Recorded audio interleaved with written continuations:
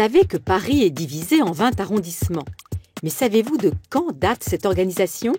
Séverine Bavon nous raconte l'histoire des arrondissements parisiens. Paris est un escargot. Certes, Paris ne mange pas de salade, mais c'est un escargot quand même. Un escargot d'arrondissement. Un arrondissement, c'est une division administrative avec à sa tête un maire élu.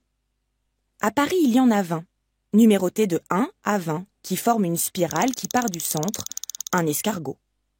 Situons ensemble dans ce dédale quelques lieux connus de tous. Le musée du Louvre se trouve dans le 1er arrondissement. La Tour Eiffel dans le 7e, les Champs-Élysées sont dans le 8e et le Sacré-Cœur dans le 18e. Mais pour les Parisiens, les arrondissements ne sont pas uniquement des zones administratives ou géographiques. Ce sont des univers. Chaque numéro d'arrondissement évoque à tout Parisien quelques clichés bien définis. À l'ouest, il y a les riches.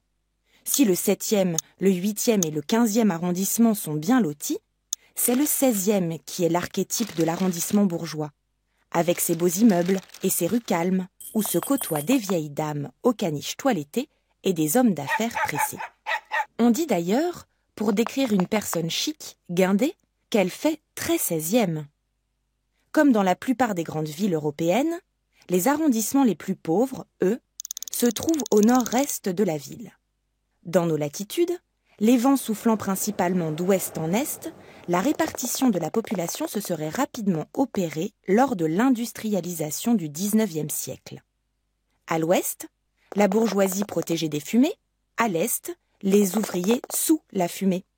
Ainsi, on trouve toujours les Parisiens les plus populaires ainsi que beaucoup d'immigrés du Maghreb, d'Asie ou d'Afrique noire dans les 18e, 19e et 20e arrondissements. Le 13e? Pour le Parisien, c'est Chinatown. Il vous parlera des supermarchés asiatiques, des restaurants exotiques et du fameux défilé du Nouvel An chinois. Le 11e, lui, est le lieu branché par excellence. Magasins bio, réparateurs de vélos et ateliers d'artistes attirent des populations jeunes et créatives. Inutile de vous dire que, dans tous ces arrondissements, on trouve aussi des gens normaux qui résistent à tous ces clichés. Paris n'a pas toujours été un escargot. Lorsque les arrondissements sont créés en 1795, la ville est plus petite, et il n'y en a que 12, numérotés de gauche à droite, et répartis en 2 lignes séparées par la Seine. En 1860, alors que le préfet Haussmann dirige d'immenses travaux dans Paris, la ville s'agrandit en annexant les communes limitrophes. Il faut alors créer de nouveaux arrondissements. On redécoupe, on recompose. Un premier schéma attribue le numéro 13 à l'actuel 16e.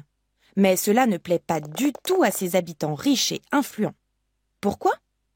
Parce qu'à l'époque existe une expression. Se marier à la mairie du 13e arrondissement. Comme le 13e arrondissement n'existe pas encore, ça veut dire ironiquement vivre ensemble sans être mariés, donc en concubinage. Impensable pour la bonne société de l'Ouest d'être associée à cette idée si inconvenante. On adopte finalement une disposition en spirale et on attribue le numéro 13 à un arrondissement plus populaire. Cette disposition n'a pas changé depuis 1860, même si l'on surnomme parfois certaines villes le 21e arrondissement. Deauville, par exemple, station balnéaire normande à 1h30 de Paris, où l'on trouve le week-end presque plus de Parisiens que de Deauvillais.